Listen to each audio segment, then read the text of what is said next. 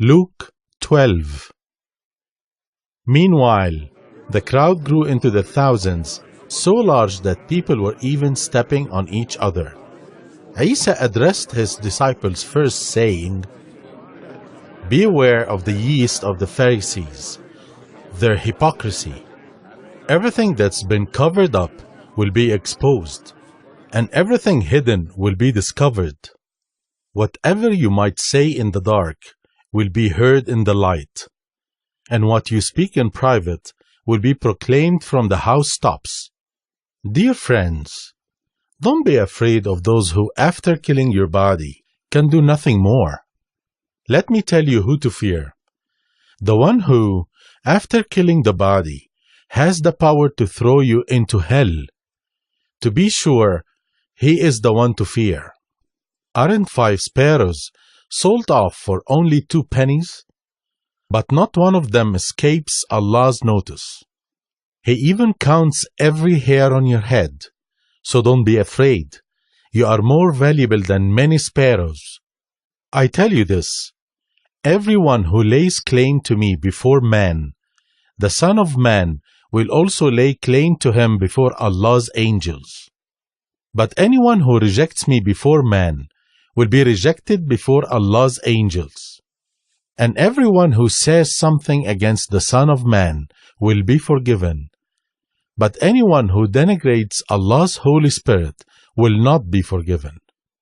So when you are brought to trial in prayer halls and before rulers and authorities, don't worry about how to defend yourself or what to say, for at that time Allah's Holy Spirit will tell you what it is you should say." Then someone from the crowd said, "Teacher, please tell my brother to share the family inheritance with me." Isa replied, "Hey, who appointed me to be a judge or probate officer over you?" Then he said to all, "Look out for and avoid any greed you may have, because life isn't found in an abundance of possessions." Then he told them a parable. A rich man owned a well-producing farm, and he thought to himself, what should I do? I don't have enough room to store all my crops. I know, I'll tear down my barns and build bigger ones, so I can store all my grain and other goods. Then I'll sit back and say to myself, you have enough stashed away to last for years. Relax, eat, drink, and be merry." But Allah said to him, "You fool, your life will be taken this very night, and everything you've saved will go to others. So it is for those who amass wealth but aren't rich with Allah." Then turning to his disciples, Isa said, "That's why I tell you, don't consume yourselves with daily life, what you will have to eat or wear. There's more to life than food, and to your body than clothing. Consider the ravens. They don't plant or harvest, and they don't have storerooms or barns, yet Allah feeds them. You're worth far more than birds. Can worry lengthen your life by even a moment? If it can do a little thing, why worry over bigger things? Think about how lilies grow. They don't toil at labor or sew themselves clothes. But let me tell you, King Sulaiman himself in all his finery couldn't compete with them. Given that Allah so beautifully adorns mere plants, here today but fuel tomorrow, He'll certainly provide for you, you doubters. So don't chase around consumed by what to eat and drink. That's what the world's people seek. Your Father knows you need such things. Instead, pursue His kingdom, and He will provide the rest. Don't fear, little flock. Allah delights to give you the kingdom. Sell your possessions and give to the needy. Make yourselves money bags that will never run out. An endless treasure in heaven, which no thief can steal or moth corrupt.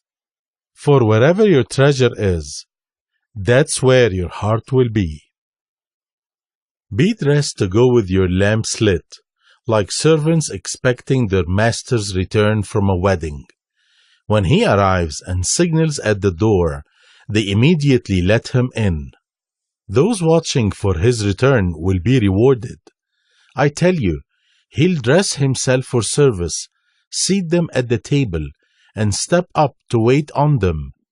He might come in the middle of the night, or he might come before dawn, but whenever he comes, those ready for him will be blessed.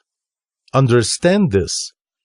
If a homeowner were to know exactly when a burglar would show up, then he could easily prevent his house from being robbed.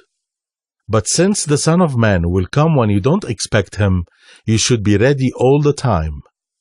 Then Peter asked, Lord, does your illustration apply just to us or to everyone? The Lord responded, Where can a master find a faithful and wise servant to manage rations for his household staff?